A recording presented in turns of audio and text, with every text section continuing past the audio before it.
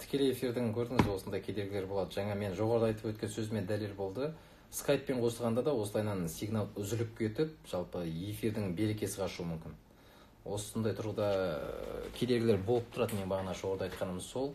Ал енді рюкзакпен қосылсақ, жаңағы арнайы құрылғылармен қосылып, оператор арқылы тікелей эфирде қосылып, видео отырған жағдайда, диктор жаңалықты үйде отырып жүргізген кезде, кәсіби құрылғылармен қосылсақ, мұндай кедергілер аз болар еді. Тағы да осы жаңа жоғарыда айтып өткен сөзімізге дәлел болып жатыр ғой. Сәлеметсіз бе? Жоғарыда не айтып жаттық жаңа үзіліп қалғанда? Эмоционалдық тұрғыда тағы сөзімді қайталап өтейін. Жаңағы жаңалықтарда жайсыз жаңалықтарды оқу өте қиын. Өйткені сол жұқтырып жатқан адамдардың арасында өкінішке қарай қаза тапқан адамдардың туыстары да сізді эфирде көріп отыруы мүмкін. Сіз сол оқиғаға, сол жалпы жағдайға байланысты өзіңіздің орысша тілмен айтқанда отношениеңіз, соны білдіруіңіз керек. Ол жерде сіздің, бізде адамбыз, бізде де жүрек бар, бізде де көңіл бар, бізде де туған туысқан бар деген секілді біздің де жанымыз ашып, жүрегіміз қанжылайды ондай әрбір оқиғаға. Сондықтан эмоционалдық тұрғыда өте қиын. Кейде жаңа жоғарыда айтқанымдай, астындағы азаматтардың, халықтың жалпы пікірлерін қарап отырсақ, Құдай-ау жамандық шақырмаңдаршы, мына статистика неге бере бересіңдер, күннен күнге көбейіп бара жатқан. Жаңағы біресе 300 адам жұқтырды, енді 302 адам жұқтырды деген секілді. Осы статистика не үшін керек дейтін адамдар бар. Мен соларға жауап беріп кетсем деп ойлаймын. Жалпы бұл не үшін керек? Қазіргідей жағдайда, төтенше жағдайда, онсыз да мынау жау шапқанда бөре төккен дейді ғой. Өзі адамдар кеселмен алысып әлек болып жатқан кезде кейбір біздің білмеймін қандай азаматтар десе болады, олар алып жалған ақпараттар таратып, мынанша адам ойбай бір ауылда бір көше бір жұқтырып болған екен, не болмаса бір жатақхананың ішінде барлығы ауырып жатыр, бұны билік айтпай жатыр деген секілді жалған ақпараттар таратады. Біз осындай жалған ақпараттардың тарауына жол бермеу үшін, ресми ақпарат ұсыну үшін біз статистиканы міндетті түрде күнде көрсетіп отыруымыз керек. Онсыз болмайды, өйткені білесіздер ғой, жаңағы бес саусақ бірдей емес, өкінішке қарай біздің азаматтарымыздың арасында осындай өзі қиын жағдайда, білмеймін, хайп үшін бе, басқа үшін бе жалған ақпарат таратып, соны елді одан сайын үрейлендіріп жатады.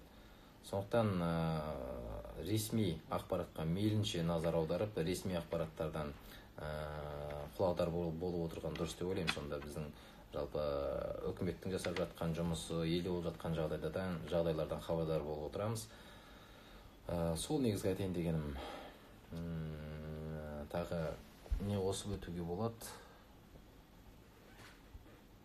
Енді тілшілеріміздің де жаңағы съемкаға барып келген тілшілеріміз, не болмаса жаңағы блокпостта тұрған полицейлермен тілдескен тілшілеріміз де айтып келеді, ол жақтағы жағдайда оңай емес, олардың да жұмысы өте ауыр, күн-түн демей осы кеселдің таралуын тежеу үшін жандарын салып жатыр. Сондықтан олардың жаңағы полицейлер болсын, ұлттық ұланның сарбаздары болсын, мына өзіміздің дәрігерлер, осы кеселмен күресте алдыңғы шепте жүрген дәрігерлердің жұмысы, осының барлығына біз түсіністікпен қарап, сол кісілердің еңбегін бағалай білуіміз керек деп ойлаймын. Өйткені қазір қиын сәтте, осы кеселмен күресте сол кісілер негізгі жүкті өздерінің мойнына асып алып, енді сол кеселмен күресіп жатыр.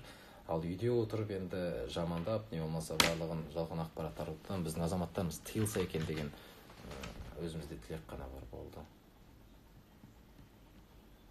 Енді сондай фейк ақпарат болдырмау үшін не істеу керек дейді. Фейк ақпарат болдырмау үшін әрбір сондай ол болдырмаудың жол амалдар жасалып жатыр деп айтқым келеді. Өйткені естіген шығарсыздар, кеше ғана Әділет министрлігі ресми ақпарат берді. Осы карантин енгізілгелі, карантиннің тәртібін бұзған 124 адам анықталды дейді бір күнде мысалы. Солардың арасында жаңағы жалған ақпарат таратқан азаматтар бар, тәртіпке бағынбаған азаматтар бар, үйінен шығып кеткен адамдар бар, топтасып жүрген, той жасап жатқан азаматтар бар. Бұлардың барлығын тыюдың амал жасалып жатыр. Қанша адам жаңағы жалған ақпарат таратқан адамдарды жаңағы ұстап, анықтап, оларды жауапқа тартып жатыр. Кеше ғана қателеспесем Қызылордада қойдым, 8-ші сынып оқушысы, міне бізде Қармақшы ауданында дедім, жұқтырған адам анықталды деген ақпаратты өз қолымен жазып анасының телефонынан әлеуметтік желіге салып жіберген. Ол білесіздер, қазір лезде тарап кетеді. Қайтадан елді сөйтіп дүрліктірді.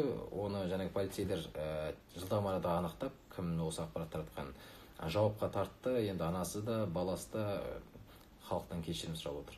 Бұл білмеймін енді қалай айтуға болады. Бұл жауапкершіліктің жоқтығы ма, не үшін деген сауал туындайды да. Осындай жұмыстар атқарылып жатыр.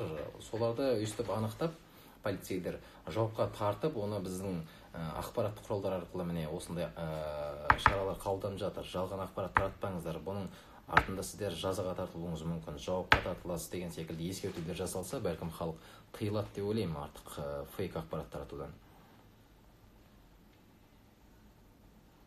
Енді сәлем, ақпараттың рас өтірігін тексеретін платформалар жайлы айта отырсаңыз дейді. Ақпараттың рас өтірігін енді әлеуметтік желіде оның рас өтірігін анықтау өте қиын.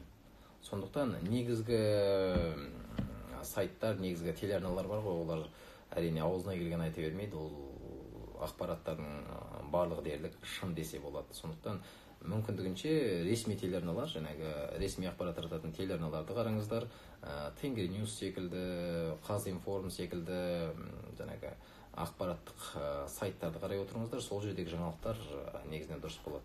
Ал енді әлеуметтік желіде тараған жаңалықтардың, олардың рас өтірігін анықтап отыру өте қиын. Өйткені ондай жаңағы ақпарат көздері өте көп. Олардың қайсы бірін мынау дұрыс, мынау сізге бұрыс, мынадан аулақ жүріңіз, мынаны тыңдаңыз деп тоқ етерін айтып, бір кесіп айтатындай ондай мүмкіндік жоқ десе болады.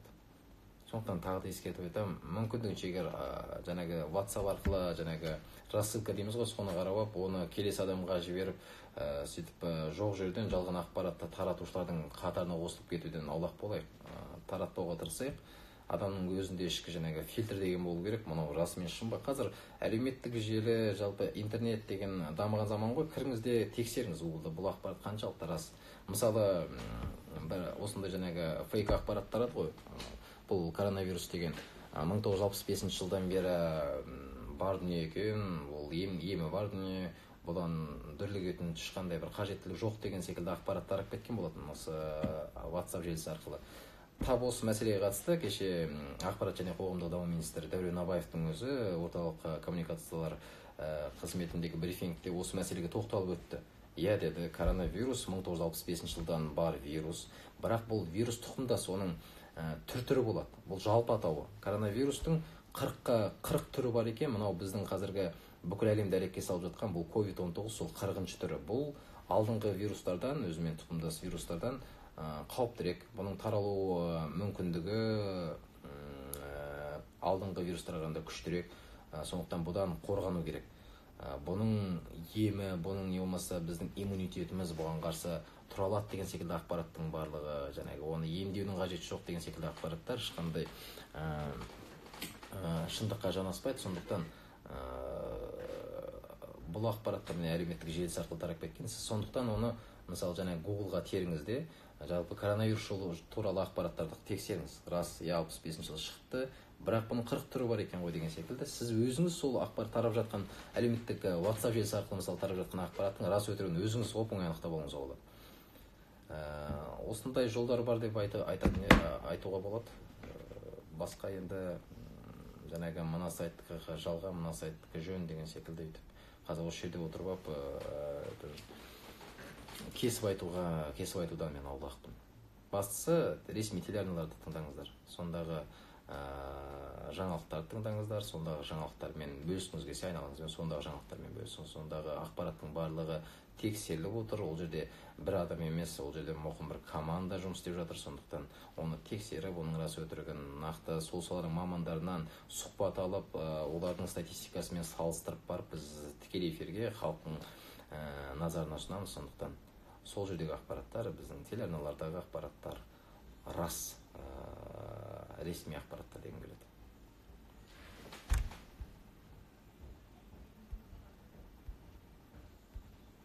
Қосымша сұрақтарыңыз болса, мен жауап беруге дайынмын.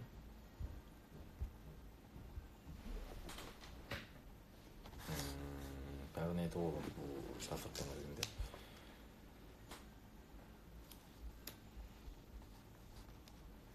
Одан кейін азаматтар тағы бір сіздерден өтінішіміз, мүмкіндігінше қазір енді осы індеттің таралуын тежеу үшін барлығымыз шама шарқымызша өзіміз үлес қосуымыз керек. Мейлінше өзімізді оқшаулайық, өздеріміздің жақындарымызды оқшаулайық, ал артық жаңағы жүріс тұрысты тыяйық.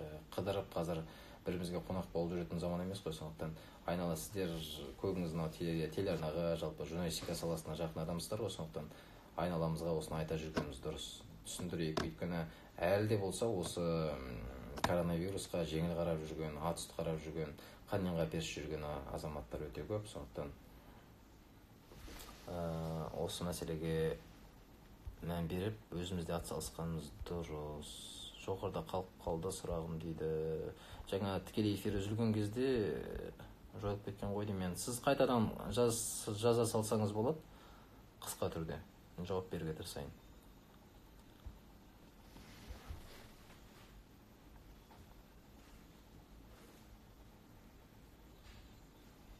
Жаңа жоғарыда тағы бір әріптесіміз ғой деймін, болашақ жалпы жас журналистерге қандай кеңес бересіз деді ғой. Жаңағы кітап оқу, ақпараттық сайттарда жалпы күнделікті болып жатқан жаңалықтардан құлағдар болып отырудан бөлек, егер телеарна мен радиода жұмыс істейтіндеріңіз келетін болса, азаматтар, тағы да әріптестер, болашақ мүмкіндігінше осы дикцияларыңызды қазірден жетілдіруге күш сала беріңіздер дегім келеді. Қазір бұл сұрақ ол үшін жаңағы жоғарыда айтқанымдай ақпараттық сайттағы жаңалықтарды дауыстап оқуға тырысыңыздар. Одан кейін оның көп тәсілі бар дикцияға байланысты. Мысалы мынандай карандаш, таза карандаш, өзін дезинфекциялап алған. Осыны ауызға тістеп мәтінді оқуға болады. Бұл не үшін керек? Бұл қараңызшы, біздің кішкене ғана айтып өтейін, осы кейін сұраққа жауап беремін. Мынандай кедергі. Біздің кез келген дыбыс шығарған кезде тіліміз алдыға қарай созылып, дыбыстарды анық шығаруға тырысады. Мына кедергіні біз қолдан жасаймыз. Сонда біздің тіліміз жаңағы кедерге тіреліп, осының астындағы үстіндегі қуыстардан жаңағы дыбысты шығаруға тырысады. Сол арқылы тіліміз былайша айтқанда сынып, тіліміз икемделіп, дыбысты шығару мүмкіндігі, анық шығару мүмкіндігі көбейеді. Сондықтан осы бір ғана мен сіздерге кеңес берейін, дикциямен жұмыс істеудің, осыны тістеп алып, дауыстап, әрі түсінікті оқуға тырыссаңыздар, дикцияларыңыз көп көрініп қалыптасады. Келесі сұраққа жауап берейік. Қашан соңғы рет журналистер осылай жұмыс істеді, үлкен кісілер журналистер немен салыстырады?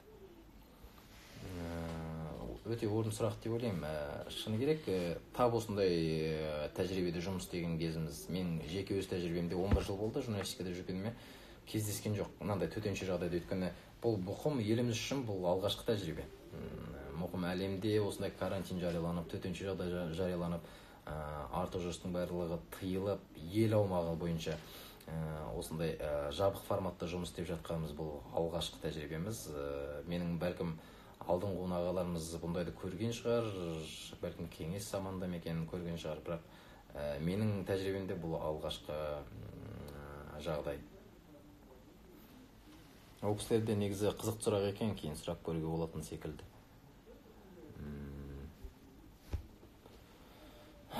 Стресс жағдайларда бойға сіңірмей бір қалыпты дауысты жаңалық тарату қаншалықты қиын? Бұл да өте орынды сұрақ деп ойлаймын. Шыны керек,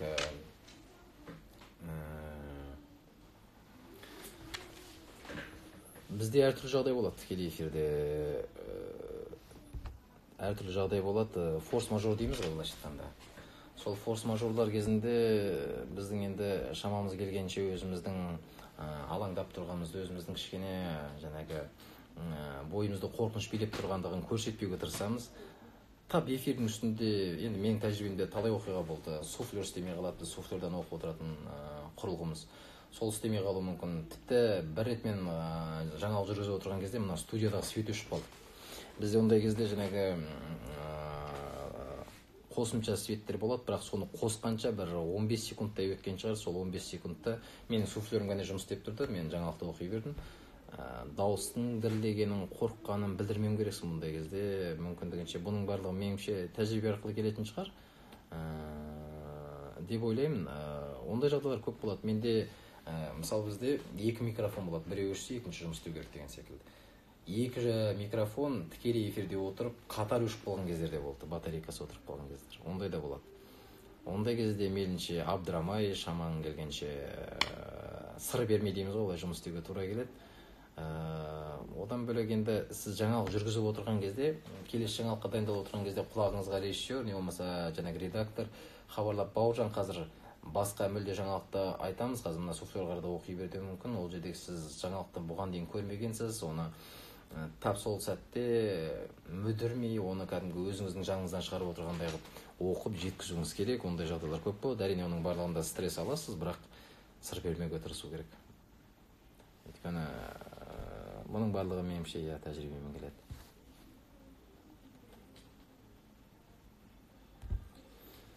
Дүкенде жұмыс істеймін. Бүгіннен бастап қана жұмыс уақыты қысқарды. Былайша айтқанда бізде дәрігерлер сияқты демалыссыз жұмыс істеп жатырмыз. Бізге де сыйақы беріле ме екен, білесіз бе дейді. Тау сұрақты қазір кесіп айтудан аулақпын, өйткені бұл енді үкіметтің жұмысы ғой. Демалыссыз жұмыс істеп жатырмыз, бізге де сыйақы беріле ме екен. Бұл жерде әзірге енді мемлекеттік комиссия бар ғой, төтенше жағдай кезінде құрылған. Сол мемлекеттік комиссияның шешімімен кеше өздеріңіз естідіңіздер ғой, дәрігерлерге, медицина саласының мамандарына сыйақы төлеу мәселесі шешілді. Ол кісілерге жаңағы 3 санатқа бөлді. Алғашқы санаты 800 мың теңгенің үстінде жалақысына қосымша үстемақы алады. Одан кейінгі екінші топтағылар 420 мың теңгенің үстінде алады, қосымша жаңағы сыйақы. Одан кейінгі 3-ші санаттағылар, олар жаңағы жедел жәрдем жүргізушілер дейміз, олар 212 мың теңге қосымша жалақысының үстінен қосымша үстемақы алады. Бұл енді бір категория бойынша ғана әзірге мемлекеттік деңгейде, үкіметтің деңгейінде президенттің тапсырмасымен осындай шешім қабылданды. Оларға сыйақы беріледі. Ал қалған топтағы, қалған санаттағы азаматтарға сыйақы беру мәселесі мемлекеттік деңгейде әзірге шешілген жоқ. Бірақ білесіздер, енді қазіргі қиын жағдайда мемлекет біздің азаматтарға қолдау көрсетуге барынша тырысып жатыр. Енді оны айтпай кетуге болмас. Төтенше жағдай жарияланғалы, жалпы білесіз, біздің шағын және орта кәсіптің 80% жұмысын тоқтатуға тура келді уақытша.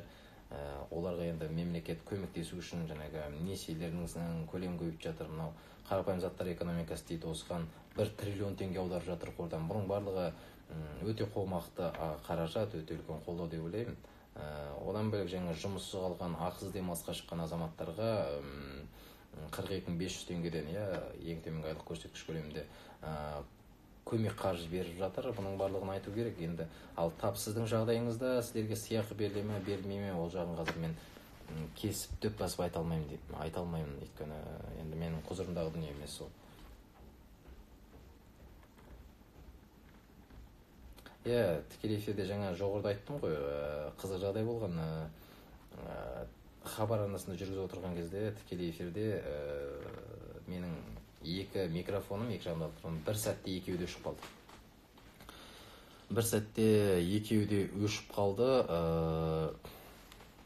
Қазір кешіріңіздер. Бірақ мен оны сезбегем, өйткені маған команда болған жоқ. Бірақ ушкам дейтін құлақта тұрған құрылғы арқылы мен эфиркада шу болып жатқанын естіп отырмын. Не болып қалған білмеймін, бірақ сыр бермей жаңағы мәтінді ары қарай оқып жалғастырып жатырмын.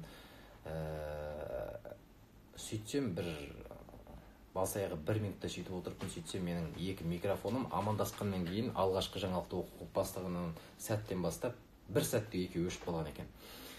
Ана жердегі эфиркадағы режиссеріміз бар, оның қасындағы жауапты редактор, барлығы абдырап қалған ғой, ондайды көрмеген. Біреу істеп тұру керек қой қорғанда. Екеуі 1 сәтте өшу деген олардың тәжірибесінде де болмаса керек. Ондай жағдайда не істейді? Ондай жағдайда кез келген бір сюжетті алады да эфирге беріп жібереді. Сол сюжет жүріп жатқан кезде жаңағы техникалық ақаулықтарды жоюға тырысады. Инженерлер жүгіріп келеді, мына микрофонды ауыстырып береді, батарейкасын ауыстырып береді деген секілді. Тап сол сәтте ондай шұғыл шешім қабылдау ешкім басына келмесе керек. Менің құлағымды қосып жаңағы редактор кешірім сұра, халықтан микрофон өшіп қалды деп кешірім сұра деп айтып жатыр. Мен айтам, менің дауысымды естімесе, оның кешірім сұрағаннан не пәле? Кешірім сұрағаннан қандай пайда бар деп жатырмын. Сондай бір қызық оқиғалар болады, бірақ ол жерде жаңағы 1 минутыңыз сіздің бір тәулік секілді созылып кетеді. Ол жерде сіздің басыңызға 100 түрлі жаңағы сценарий келіп жатады. Так, былай істеуім керек, мына тығырықтан былай шығып кетуім керек, ана жақта не болып жатыр екен, қазір келесі амалым қандай болу керек деген секілді өзің басында неше түрлі жаңағы ойлар болып жатады. Сонымен арпалысып отырасың, оның үстіне жаңағы түк білмегендей болып ана алдындағы мәтінді арға жалғастырып оқып жатасың. Ондай қызықтар көп болады. тағы бір кезде мына Қазмедиа орталығы Нұр-Сұлтан қаласында ғана Қонай көшесінде орналасқан, оған қарама-қарсы бетте Рексис қонақ үй бар. Сол жерде үлкен бір шара өтіп жатты. Медиа форум ба, есімде жоқ, бір үлкен форум өтіп жатты. Сол жерде менің әріптесім тікелей эфирде қосылу керек болған. Сөйтсе сигнал дейміз ғой, жаңағы сигнал болмай қалып, 5 минуттың ішінде мына студияға келіп сол жерден тікелей қосылуына тура келді. Өзі жаңағы декретке шығайын деп жүрген кезде қалай жүгіріп кеткенімді білмеймін дейді. Ана жақтан жүгіріп келіпті, жаңағы каблук аяғында жүгіріп келіп студиямызға кіріп, мен түсінбеймін, апыл-ғұпыл жүгіріп келді. Бет деген қып-қызыл болып кеткен, көз деген бақырайып кеткен, жанталасып жатыр, не болып кетті дейді. Ондай кезде сыр бермейсіз, тағы да түк болмандай жалғастырасыз, жүгіріп, одан кейін жаңағы өзде ол қызды абдырап қалса керек, жүргізіп болғаннан кейін жаңағы құлақтағы ушка дейді, менің запасный ушкаларым ғой, соны алып мен жүргізіп отырған жерден жаңағы видео кетіп жатқан, қайта мен эфирде болған жоқпын, маған лақтырып жүр сасқалақтан. Ананы қағып алып арыға жүргізіп кете беруге тура келді, өйткені енді тоқтап қалып ушканы қағып алғаннан кейін арыға жалғастырмайсыз ғой. Сол секілді әртүрлі форс-мажорлар, ойламаған дүниелер болып жатады. Енді оның барлығында шамамыз келгенше білдіртпеуге тырысамыз. Жаңалықтармен үйдегі кісілермен бөлісесіз бе, әлде барлық студияда қалады ма? Бөлісем десе болады, енді үйде, бірақ оның барлығын айтып жатпайсыз ғой. Негізгі деген жаңалықтарды қасындағы жандар, мысалы менің жағдайымда енді өзінің жұбайым біліп отырса екен деп ойлаймын. Үйге келгенде екеуміз шай ішіп отырған кезде сол стол басында, дастархан басында негізгі деген жаңалықтарды бір шолып өтеміз. Мынандай нәрсе бар деген секілді шаман келгенше түсіндіріп, ол өзінің сұрақтар болса қойып, осындай бір ақпарат алмасу ғой, енді ондай болып тұрады. Кейде білу керек дүниелер болып жатса, мынау үкіметтің бір шешімдері қабылданып жатса, тіпті бәлкім ол менің жақындарымның бірінің қызмет етіп жүрген саласына қатысты жаңалық болса, мен оларға звондап, оны хабарласып, жаңағы жаңалықты бөлісуге тырысамын. Сендер де былай болайын деп жатыр, сендердің салаларына мынандай жаңалық енгізілгелі жатыр, жаңашылдығы осыны біле жүр, бұндай кезде бүйту керек, сіздерге мынандай құжаттар тапсыру керек деген секілді ақпаратпен бөлсем, ондай болып тұрады. Негізгі мамандығыңыз қандай? Менің мамандығым филолог, жаңа жоғарыда айтып өткендей, Алматыдағы Әл-Фараби атындағы Қазақ ұлттық университетінің түлегімін. Одан бөлек филологиядан бөлек жаңағы магистратураны мен журналистика мамандығы бойынша бітірдім сол университетте. Диктор болып жүргеніңізге қанша уақыт болды? Диктор болып жүргеніме 6 жылға кетті. Бұған дейін мен тілшіліктен бастадым. Негізі мен жаңағы жоғарыда бір енді сұрақ қойды ғой, жас журналистерге қандай кеңес бересіз, болашақ журналистерге кеңес бересіз деп. Осыны айтып өткім келеді. Жалпы сіз дұрыс сұрақ қойдыңыз. Өзіңіз таныстырып өтсеңіз, тағы да таныстырып өтейін. Менің аты-жөнім Бауыржан Бақытбекұлы, Хабар 24 арнасының тележүргізушісімін, жаңалықтар жүргізушісімін. Диктор болып жүргеніме айттым, 5-6 жыл болғанын. Оған дейін тілші болдым. Жаңағы құлақ қағыс ретінде жас журналистерге, болашақ әріптестеріме айта кетейін, диктор болуға асықпайық шама келгенше. Өйткені түсінемін, барлығы енді жаңағы бір жастық максимализм ғой, келіп оқуды бітіре салып, эфирге отыра қалып, бүкіл жақындарымды қуансам деген секілді іштей бір сондай үміт болады. Ол дұрыс, бірақ соған асықпасаңыздар екен дегім келеді. Өйткені сіз жаңалықты жүргізіп отырған кезде ол жаңалықтың не туралы екенін түсініп отыратын деңгейде болғаныңыз жөн. Ол үшін жаңағы тілшілік сатыдан өткеніңіз өзіңізге жақсы. Бұған дейін де бір жерде айтқам, жалпы бір жаңалықта енді түсіндіріп өтейін. 30 түрлі жаңағы қорытынды жаңалықта 30 түрлі жаңалықпен бөлісетін болсаңыз, оның 30 түрлі салаға қатысты болуы мүмкін. Соны халыққа жеткізген кезде сіз әшейін бір робот құсап оқып бермейсіз ғой. Сіз оны түсініп, өзіңіздің ретіңіз келсе қолтаңбаңызға ыңғайлап, соны халыққа түсініп тілмен жеткізу керексіз. Ол үшін сізде оны түсінетіндей деңгей болу керек, тәжірибе болу керек. Сол үшін сіз тілшіліктің сатысынан өтсеңіз, сол қазанда бір қайнап алсаңыз деген бір тілек бар. Өйткені әлеуметтік саланың жаңалықтары бөлек болады, мәдениет, саясат, экономика. Одан кейін мынау парламенттің жаңалықтары болады. Ол жерде заң қалай қабылданады, заңды кімдер қарайды, заңды кім ұсынады.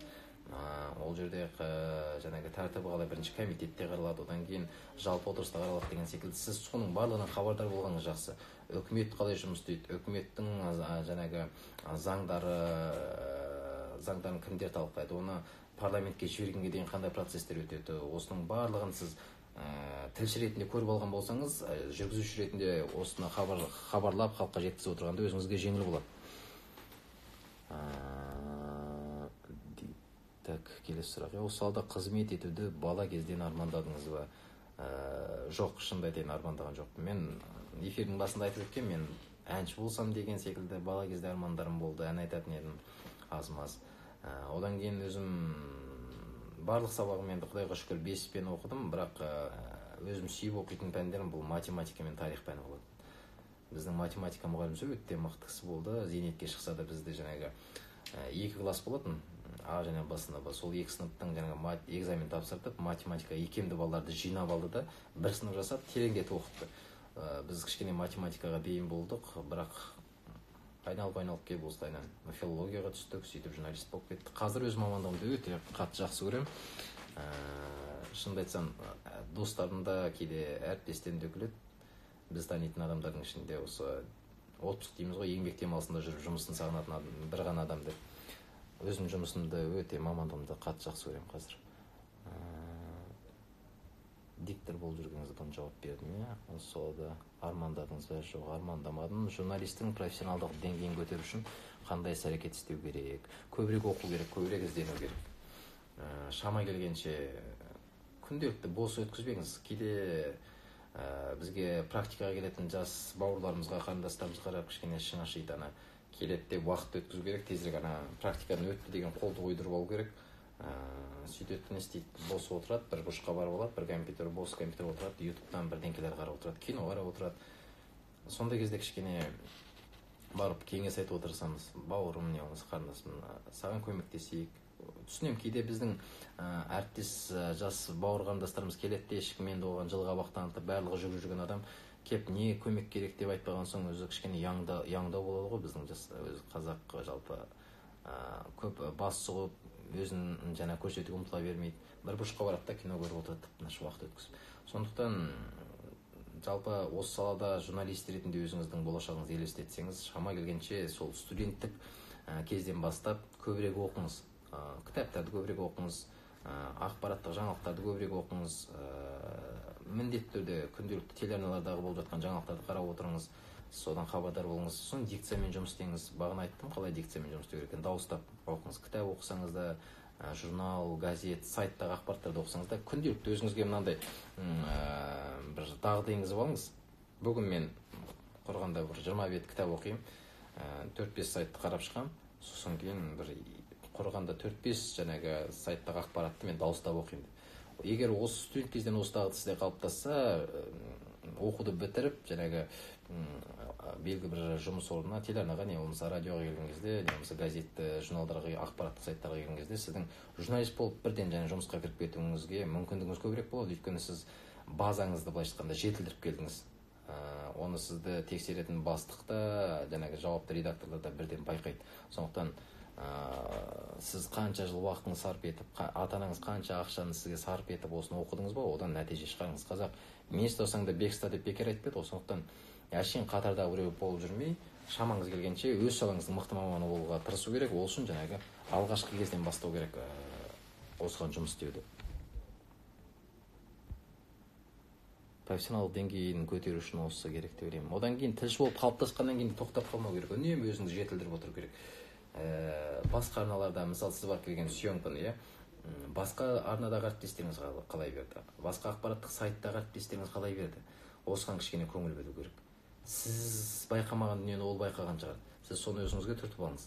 Келесі жолы сол ақпаратты берген кезде жаңағы фишкаларды қолдануға тырысасыз, сөйтіп өзіңіз дамытасыз. Тек осы айналаңыздағы әріптестер емес, әлемдік деңгейдегі, мысалы қазір интернет бар ғой, баршамызда, құдайға шүкір. BBC-ді қараңыз, Евроньюсты қараңыз, CNN-ді қараңыз, білмеймін, Ресейдің 24-ін қараңыз, НТВ-ны қараңыз, кез келген арналарды қарап, сол жердегі әріптестеріңіздің қалай, подача дейді ғой, жаңалықты қалай береді, қай жағынан олар жаңағы өзінің көріп келген ақпаратын қай тұрғыда жеткізеді, осының бәріне мән беріп, өзіңіздің бойыңызға сіңіріп, кейін тәжірибеде соны қолдануға тырыссаңыз, сіз күннен-күнге дами бересіз, сөйтіп ортаңызда ақырындап, былайша айтқан кезде қатарластарыңыздан оқ бойы оза бастайсыз. Сондықтан адам кез келген салада, ол біздің журналистикаға қатысты емес, басқалардан мықтырақ боламын, өзімнің кәсіби деңгейлігімді жетілдіремін десеңіз, жұмыс істеу керек, ерінбеу керек. Ол үшін тәртіп болу керек. Жаңағыдай өзіңізге күн тәртібін белгілеп алыңыз. Мен бүгін мынандай жұмыс істеймін деп өзіңізге тапсырма белгілеп алыңыз. Сол тапсырма бойынша жұмыс істеңіз. 2018 жылы осы медиа мектеппен хабардан өндірістік тәжірибеде өтіп жүрген кезде сіз бізге көп нәрсені үйреткенсіз. Дауыс дыбыстарды дұрыс айту, текстті қалай жазу керек, бәрін үйреткенсіз. Рахмет дейді. Рахмет, мен тап қазір сізді танып тұрған жоқпын. Рахмет. Енді бұның барлығы өмір деген өзі бумеранг дейміз ғой. Бізге де мысалы алғаш журналистикаға келген кезде біздің де ағаларымыз бізге жылғабақ танытып, жаңағы қасына қосып, білген түйгенмен бөлісіп, бізге шама шарқынша үйрететін. Тап сол секілді біз де енді өзімізден кейін келген әріптестерімізге қолымыздан келгенше көмектесуге тырысамыз. Егер сол үйреткенімізді ол адамдар өмірде кәдеге жаратып, ары қарай журналист болып келе жатса, біз тек қуанамыз. Сондықтан әрине бәріміздің илегеніміз бір терінің пұшпағы, бір сала болғандықтан әлі талай кездесеміз деген ойдамын. Қазір журналист болып жүрсіз ба? Сол сұрайыншы сізден. Сол үйренген дүниелеріңіз өмірде кәдеге жарады ма? Блогерлерді салыстырып жүр, осы жайды сіз не айтасыз дейді. Қазір сіз тәлім алатын журналистер. Енді біздің ішімізде, өзімнің арнамда айтатын болсам, Хабар 24-те кәсіби тұрғыда жаңағы әбден қалыптасқан біздің ағаларымыз бар. Олардан қасында жүріп, олардың жаңағы жазу мәнерін, жалпы оқу мақамын үйреніп, өзіміздің бойымызға сіңіруге тырысамыз. Әрине тап сондай көшіп алмасақ та, оның жаңағы ұтымды тұстарын өзімізге бойымызға сіңіруге тырысамыз. Бұл жерде енді көп ағаларымыз бар. Бәріңіз білесіздер, Амангелді Сейітхан ағамыз бар. Ол кісінің жазу ой, кітап керемет. Ербол Мәулетхан ағамыз бар. Мына жақта Арман деген өзімнің жаңағы тікелей басшым бар. Бізде жауапты редактор жаңалық жауап береді. Өте сондай керемет жазады, жатық тілмен жазады. Сол кісілерді атауға болады. Сол кісілердің бойындағы жаңағы артық тұстарын, қасиеттерін, тәжірибелерін үйренуге тырысамыз. Ондай ағаларымыз көп. Одан бөлек енді басқа арналарда, жалпы журналистикада жүрген аға әпкелеріміз көп қой. Олардың бәрінен үйренетін дүниелер көп. Бұл жерде Дана Нұржігітті атап өтуге болады, Нұртілеу ағамызды атап өтуге болады, сол кісілердің Бейсен Құранбек ағамызды айтуға болады. Сол кісілердің де бір жақсы жақтарын өзімізге бойымызға сіңіруге тырысамыз. Бұл жақсы дүние деп ойлаймын. Мынау егер тап қазір осы тікелей эфирде көріп отырған өзіміздің жас әріптестеріміз, болашақ журналистер болса, осы әдісті пайдалану керек. Кез келген нәрсені еліктеуден бастайды ғой адам үйрену үшін. Содан кейін ақырын барып өсе келе өзіңіздің қолтаңбаңыз қалыптасады. Алғашқыдан бірден өзіңіздің қолтаңбаңызды қалыптастыру ол өте қиын шаруа. Сондықтан алдыңға буынға қарап бой түзеген ол өте дұрыс. Сол кісілердің тәжірибелерін үйренген. Қазір журналистер мен блогерлерді салыстырып жүр, осы жайлы сіз не айтасыз дейді. Енді қазір блогерлер көбейіп кетті ғой. Мен ол кісілерді қолдаймын. Ол блогер болды оңай шаруа емес. Белгілі бір ақпаратты зерттеп, оны халыққа ұсынып, оны әбден тәптіштеп, оны тереңіне үңіліп, талдап беріп жататын блогерлер бар. Мен оларды қолдаймын. Ал әшейін хайп үшін атың шықпаса жер өтеді деп бұрқ өткізіп бір жаңалықты тақырыпты айғайлатып қойып, блогер атанып жүрген әріптестермен енді не деймін, оларға түк дей алмаймын. Оларды журналистермен салыстырудың өзі әбестік деп ойлаймын, шыны керек. Журналист ол қанша дегенмен кәсіби осыны оқыған маман ғой. Енді кез келген мысалы сізді апарып қазір операциясы десеңіз, сіз хирург емессіз, сіз оқымағансыз ол саланы. Сол секілді әр саланың жаңағы әр істің өз ұстасы бар ғой. Сондықтан шама келгенше кез келген дүниеде сол сала маман жұмыс істеген ол кәсіби тұрғыда жоғары деңгейде болады деп ойлаймын. Құдай-ау, Әділбек ағамыз, мына жерде Әділбек ағамыз мықты теле жүргізуші азаматтарымыздың бірі деп енді қолпаштап жатыр. Әдекеміз өзіміздің бой түзейтін ағаларымыздың бірі біздің хабар арнасында істейді. Бәленбай жыл болды. Бағдарламалар бөлімде жұмыс істейді. Редактор, жауапты редактор, шеф редактор, талай бағдарлама осы кісінің басқаруымен шығып жатыр. Рахмет айтам. Бұл Әділбек Құламан ағамыздан да біз көп нәрсені үйренеміз. Жаңағы алдыңғы қонағалардан үйренесіздер ма деген сұрақ болды ғой. Міне нағыз мысалы осы кісіні де айтып атап өтуге болады. Иә, Қызылорда телеарнасында жаңалықтар қызметіндемін. Көп көмегіңіз тиді. Осы күнге дейін видео, аудио жазбаларыңыз бірге түскен суреттер бар дейді. Өте қуаныштымын Мадина сізге. Тілші болып журналист жаңалықтар бөлімінде қызмет істеп жатыр екен. Сондықтан өзіңіз кәсіби тұрғыда өзіңіз дамытыңыз дегіміз келеді. Әлі бір салада жұмыс істеп жүрміз, жоғарыда айтпақшы. Бір тиеннің пұшпағын илеп жүрміз ғой, әлі талай кездесеміз деген ойдан. Сіз де өзіңіздің артыңыздан ерген іні қандастарға қолдау көрсетіп, көмек береді деген ойдан.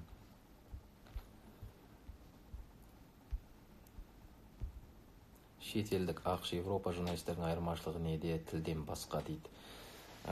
Мен Европада Евроньюс деген арна бар ғой. Мен сол Евроньюстың жаңалықтарында қарап отыруға тырысам. Ол жерде диктор жоқ, олар дайджест арқылы жаңағы сюжеттерді бір-біріне жабыстырып, былайша айтқанда барабан ретінде береді. Үйренетін дүниелер өте көп. Мысалға бір ғана мысал айтайын. Олардың сюжеті 1 минуттан аспайды. 1 минут 10 секунд болуы мүмкін, 50 секундта бір сюжет айтады.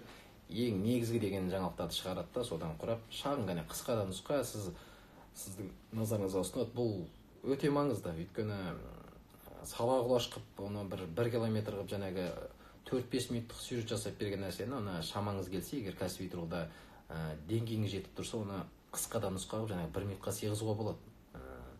Бұл жерде де сол сіз кәсіби тұрғыда қандай мамансыз соған байланысты ғой. Бұл көрерменге пайдалы, көрерменге тиімді, өйткені көрерменнің қорытуы, ол жаңалықты түсінуі, қабылдауы өте жеңіл болады. Сондықтан оларды әрине біз үнемі қарап отырамыз, олардан үйренетін дүниелері көп, бірақ бір нәрсені айтуымыз керек, қазір отандық жалпы ақпарат саласында дамуы өте жақсы.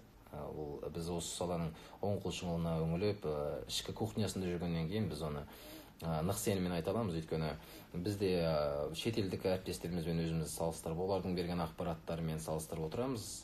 Шыны керек, біз бір солардан есе жеп жатырмыз деп айтуға келмейді. Әрине үйренетін тұстарымыз көп.